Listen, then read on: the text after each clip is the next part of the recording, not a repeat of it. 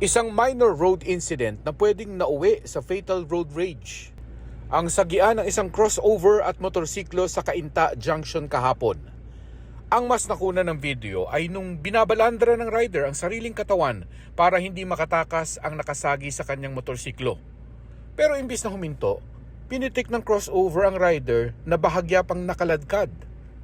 Hindi na binidyohan pero nakita ng uploader ng video ang nangyari bago umabot sa road rage.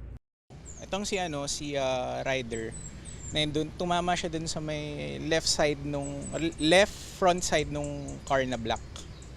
So technically na dun sa may fender, dun sa may side mirror. Tapos bumagsak yung motor niya, but after which lumabas si driver, tapos tumayo si rider. And then nagkaroon sila ng konting usapan which turns out to be na hindi naging maganda yung outcome. So tong si dali-dali pumasok sa car niya si driver. Tapos tong si rider hinahabol niya yung naglabas din siya ng phone. Sa Cainta Police Investigation naman lumabas na hinabol pala ng rider ang crossover at inabutan niya at nakahingi rin ng tulong sa isang enforcer. Nagkaroon sila ng pagtatalo na umalis bigla yung sumagi kaya hinabol ng motor na naabutan doon sa may traffic light na nagkataon na nandun yung isang MPSO na siya yung nagdala dito sa ating opisina para magkaroon sila ng pag-uusap. Sa police station natapos ang kaso ng road rage dahil sa amicable settlement.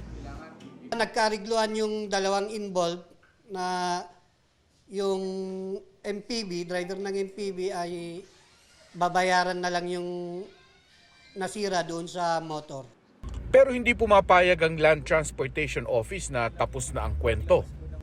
Kahit magkaareglo sila pareho, pero yung action na ginawa nila, gumamit sila ng sasakyan, halos mabangga niya yung tao, hindi siya mapigilan. So doon pa lang sir, may ground na doon na wala siyang karapatang magmaneho eh. Pinadalhan ng show cause order ng LTO ang driver ng crossover, pati na rin ang registered owner ng kanyang ginamit na sasakyan para magpaliwanag sa hearing sa April 30. Bilang paunang parusa, pinatawan ng 90-day suspension ang lisensya ng driver. Definitely po ito, hindi lang po suspension na abutin niya. Pinitik kasi niya yung tao muntik ng madisgrasya. Pwedeng ma-total ban na po siya for life. Depende po sa sitwasyon. Kasi kung may record na rin po siya dati at ginawa niya yan, makikita po namin sa system, maaring ganun ang kalabasan. Inalarma naman ng LTO ang crossover hanggat hindi natatapos ang investigasyon. Hindi na po nila yan matatransfer, hindi nila mabebenta, hindi nila masasanla, hindi rin nila marirehistro. So pag hindi po nila narehistro yan, pwede na po namin i-impound. Actually sir, pagka nakita namin sila sa kalye, yung sasakyan, at na-verify namin nga na yung same sasakyan, pwede po namin i-impound yun. Batid ng LTO na minsan hindi talaga maiwasan ang sagian sa kalsada. Pero kadalasan, ang init ng ulo ng motorista ang nagpapalala sa sitwasyon. Itabi ho ninyo, humanap kayong pulis, humanap kayong enforcer, at makipag-usap kayo ng ayos. Pero wag na wag yung gagamitin yung sasakyan, babanggain yung ibang tao, at makakapanakit kayo.